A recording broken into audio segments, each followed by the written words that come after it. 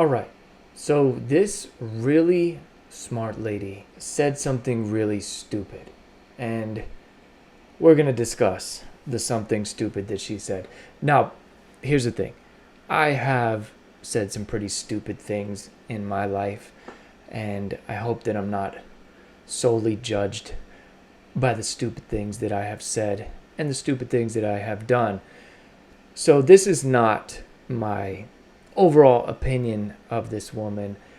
I don't know anything about her except that she's a doctor and she seems very educated, very smart. But what she said about Iran is just stupid, and we need to look at it. All right, so this is Stacey Patton.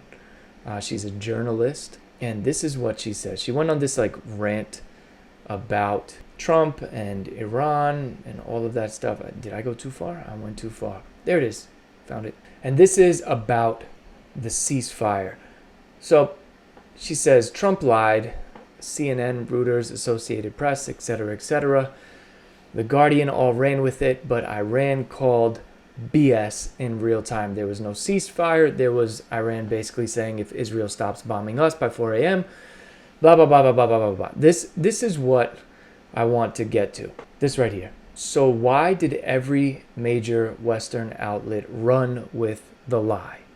Because empire needs clean stories. I don't know if she just calls the United States empire or Western civilization empire, but maybe she means the empire. I don't know, but this is what she said. Now this is the part right here, because Trump brokers peace sounds better than Trump demanded unconditional surrender and then got publicly dragged by a Muslim nation that refuses to kneel. That did not age well. And then we have this.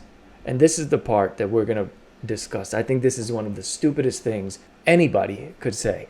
Because Iran is a brown country and unbothered by the mythology of Western superiority.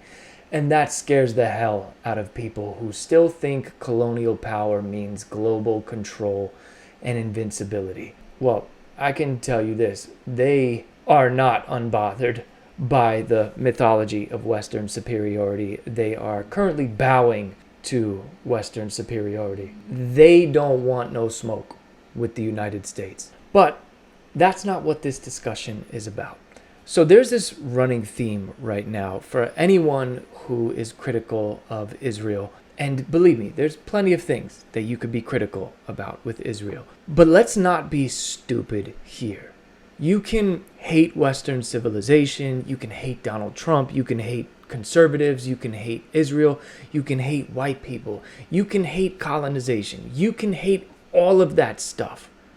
Go for it. Hate it if you want to. But let's not be stupid here. The Islamic regime that controls Iran is not your friend. You know, this whole picking the lesser of two evils things that we have to do all the time. If you're pinning Western civilization and the Islamic regime in Iran next to each other and you're trying to figure out which is the lesser of two evils and you pick Iran, that is just stupid.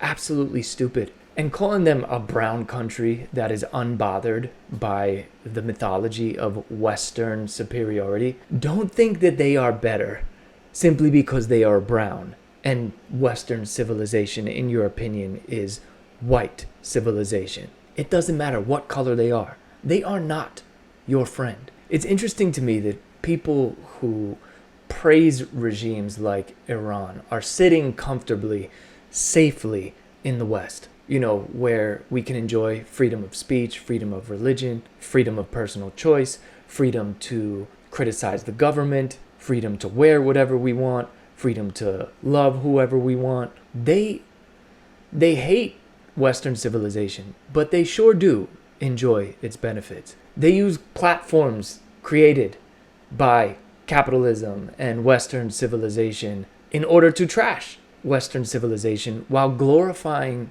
a government that would imprison them for this exact behavior. What's being inferred here is that Iran is somehow, just by existing, is somehow resisting colonialism. But newsflash, Islam is a colonial religion. They want to colonize the entire world, specifically the type of Islam of the Iranian regime. And they have absolutely no problem brutalizing and killing their own people in order to accomplish that goal and enforce Sharia law, which they want to colonize the world with. So, just really quickly, this is not going to be a long video. We're going to list off some of the human rights atrocities that have been committed by this exact regime and the culture that this regime has created. Let's first start with Mahsa Amini, aka Gina Amini, a 22-year-old Kurdish woman who was arrested in September of 2020 for wearing her hijab too loosely. She was arrested by the Iranian morality police, then was beaten so bad that she died in police custody, which sparked protests all around the country. You have to remember this. The whole world was shouting, "We stand with the women of Iran." During these protests, hundreds of protesters were killed, including children, and 19,000 people were arrested.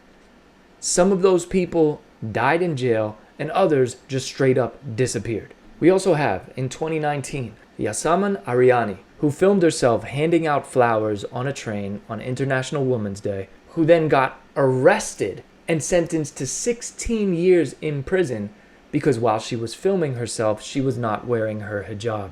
Oh, and they imprisoned her mother as well. Then you have Navid Nafkari, who was a champion wrestler and protested government corruption in 2018. He was arrested, tortured into a false confession, and then they hanged him. Oh, and his brothers are still in prison. Then we have Zohaila Jorkesh, who had acid thrown on her face for wearing a bad hijab. She lost an eye. You can find pictures of her all over the internet. Iran is one of the few nations that still executes people for the crime of same-sex relationships. Two men, Mehrdad Karimpour and Farbad Karimpour, were arrested for the crime of sodomy, put through a little makeshift trial, and then hanged. Then we have the persecution of religious minorities, specifically Christians, which I'm sure you don't care about. And then we have the founder of this regime, Ayatollah Khomeini's Little Green Book. I'll let the comment section tell you why that is.